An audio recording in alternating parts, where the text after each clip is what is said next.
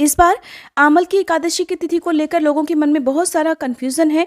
तो हो सकता है ऐसे में बहुत से भक्त उपवास दशमी तिथियुक्त एकादशी को रखें। हो सकता है कुछ दूजी एकादशी, जिसे वैष्णव एकादशी भी कहते हैं, उस दिन रखें। तो आज की इस वीडियो में आप जानने वाले हैं एकादशी व्रत के पारण विधि और पारण मुहूर्त के बारे में। फाल्गुन मास के शुक्ल पक्ष की एकादशी को आमल की एकादशी कहते हैं। साथ ही इस एकादशी को रंग भरी एकादशी और आमल की एकादशी यानी आंवला एकादशी के नाम से भी जाना जाता है। आमल की का एक नाम आंवला भी है। तो जैसा कि नाम से स्पष्ट होता है, इस दिन आंवले के पेड़ की पूजा खास तौर पर की जाती है। भगवान विष्णु को भोग में आंवले अर्पित किए जाते हैं और आंवलों का ही दान द्वादशी तिथि में करना चाहिए। अक्सर एकादशी उपवास में महिलाओं या कन्याओं को, जिन्होंने भी एकादशी का उपवास रखा है, पीरियड की समस्या जरूर हो जाती होगी। तो ऐसे में आपको व्रत के पारण वाले दिन या एकादशी के दिन यदि पीरियड आ जाए तो क्या करना चाहिए, ये भी आज की इस वीडियो में आप आगे जानेंगे। इस वीडियो में आप दशमी तिथि युक्त एकादशी व्रत के पारण मुहूर्त के बारे में और दूजी एकादशी, जिसे वैष्णव एकादशी भी कहते हैं, उसके पारण मुहूर्त के बारे में भी जानेंगे। अगर बात करें कि कौन सी एकादशी का व्रत रखना ज़्यादा सही होता है, तो हमेशा जब भी एकादशी की तिथि 2 दिन होती है, ऐसे में दूसरे दिन वाली एकादशी, जिसे दूजी एकादशी और वैष्णव एकादशी भी कहते हैं, उस दिन व्रत रखना ज़्यादा शुभ होता है। पहले जानिए दशमी तिथि युक्त एकादशी के बारे में। 2 मार्च गुरुवार को दशमी तिथि युक्त एकादशी है। सुबह 6:39 तक दशमी तिथि इस दिन रहेगी। उसके बाद से एकादशी तिथि प्रारंभ हो जाएगी। सूर्योदय सुबह 6:51 पर, सूर्यास्त का समय इस दिन शाम 6:26 पर रहेगा। राहु काल दोपहर 1:30 बजे से लेकर 3 बजे तक रहने वाला है। अगर आप इस दिन उपवास रखना चाहते हैं तो 1 मार्च को दशमी तिथि के नियमों का पालन आपको करना चाहिए।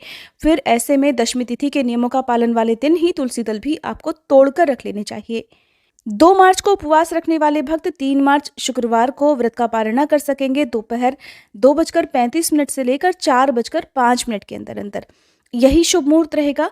और इससे पहले आपको कुछ भी अन्न आदि ग्रहण नहीं करना है, नमक का सेवन नहीं करना है। ऐसे में जो आपके व्रत की अवधि है वो बहुत ज़्यादा लंबी हो जाएगी, क्योंकि एकादशी तिथि समाप्त होते ही हरिवासर का समय प्रारंभ हो जाता है और नियमों के अनुसार हरिवासर के समय व्रत नहीं खोला जाता है। दोपहर के समय व्रत खोलने से बचा जाता है। व्रत खोलने का जो शुभ मुहूर्त होता है वो केवल सुबह और शाम का समय होता है। अगर आप ये जानना चाहते हैं कि किस तिथि का व्रत आपको रखना चाहिए, तो देखिए, हमेशा जब भी 2 दिन एकादशी हो तो दूजी तिथि यानी द्वादशी तिथि युक्त एकादशी का व्रत रखना चाहिए, जिससे आपको व्रत पारणा का जो शुभ मुहूर्त है वो भी प्राप्त होता है। क्योंकि जितना इम्पोर्टेंट, जितना महत्वपूर्ण व्रत रखना होता है, उतना ही व्रत का पारणा करना भी होता है। 3 मार्च को शुक्रवार के दिन अमल की एकादशी जो है वो है द्वादशी तिथि युक्त एकादशी, जिसे सभी वैष्णव संप्रदाय के लोग रखेंगे। जितने भी भगवान कृष्ण की पूजा करने वाले भक्त हैं या जो लोग भी द्वादशी तिथि युक्त एकादशी का व्रत रखना चाहते हैं, वो इसी दिन उपवास रखेंगे और एक दिन पहले 2 मार्च को दशमी तिथि के नियमों का पालन करेंगे। एकादशी तिथि प्रारंभ होगी 2 मार्च गुरुवार की सुबह 6:40 से और समाप्त होगी 3 मार्च शुक्रवार की सुबह 9:11 पर।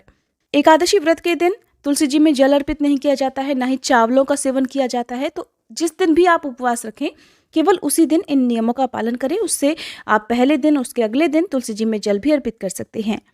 द्वादशी तिथि प्रारंभ होगी 3 मार्च शुक्रवार की सुबह 9:12 से और समाप्त होगी 4 मार्च शनिवार की सुबह 11:43 पर। 4 मार्च शनिवार को द्वादशी तिथि के दिन सूर्योदय सुबह 6:50 और सूर्यास्त का समय शाम 6:27 पर रहने वाला है। राहु काल इस दिन सुबह 9 बजे से लेकर 10:30 बजे तक रहेगा। राहु काल के समय आप किसी भी तरह का दान इत्यादि देने से जरूर बचें, क्योंकि इस समय को अशुभ मुहूर्त में गिना जाता है। व्रत पारणा का शुभ मुहूर्त 4 मार्च शनिवार को सुबह 6:51 से लेकर 8:55 तक रहेगा। सूर्योदय से पहले या हरिवासर के समय व्रत नहीं खोला जाता है। तो जो भी शुभ मुहूर्त आपको प्राप्त हो रहा है, इसी समय आप अपना व्रत जरूर खोल लें।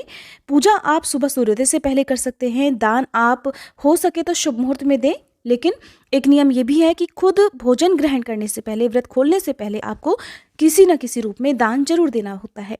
अब जानिए पारण विधि के बारे में। क्योंकि आंवला एकादशी है, तो इस व्रत में आंवले का ज़्यादा से ज़्यादा प्रयोग, चाहे वो पूजन के रूप में हो, भोग के रूप में हो या दान के रूप में हो, जरूर करना चाहिए। दान करते समय आप हो सके तो आंवले के पौधे का दान करें या आंवले के फलों का दान भी आप कर सकते हैं। द्वादशी तिथि को सुबह जल्दी उठकर स्नान आदि से निवृत्त होकर आपको भगवान विष्णु के समक्ष बैठकर हाथ में जल और पुष्प लेकर दान देने का संकल्प भी लेना चाहिए। दान चाहे कितना भी छोटा क्यों ना हो या कैसा भी क्यों ना हो, अगर संकल्प लेकर दिया जाता है तो उसका कई गुना पुण्य प्राप्त होता है। ऐसा दान कभी व्यर्थ नहीं जाता।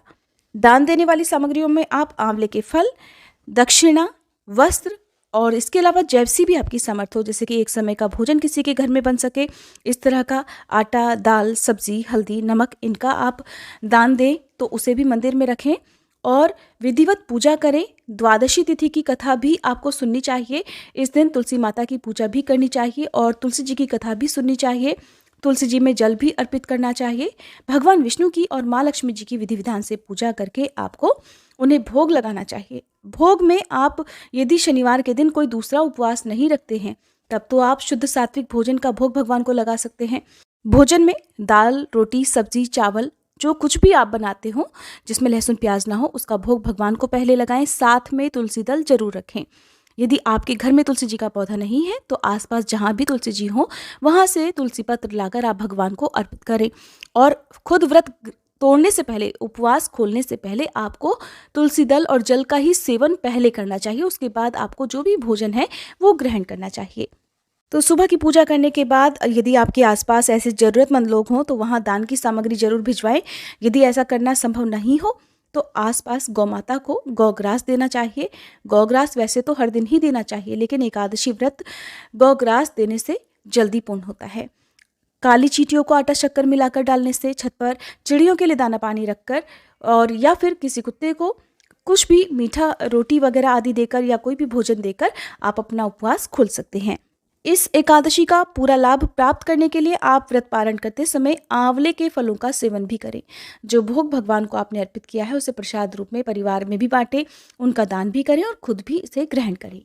इस तरह से आपका एकादशी का व्रत पूर्ण होता है। और अगर आपने शनिवार को कोई और उपवास भी रखना हो, जैसे कि इस दिन शनि प्रदोष व्रत भी है, तो आप सुबह को केवल फलों का भोग भगवान को अर्पित करें, तुलसी दल का, आंवले का भोग भगवान को लगाएं और उन्हीं से अपने व्रत का पालना करें। नमक का सेवन सुबह ना करें। ऐसा करने से आपका एकादशी व्रत पूर्ण हो जाएगा और दूसरा व्रत भी आप प्रारंभ कर सकते हैं।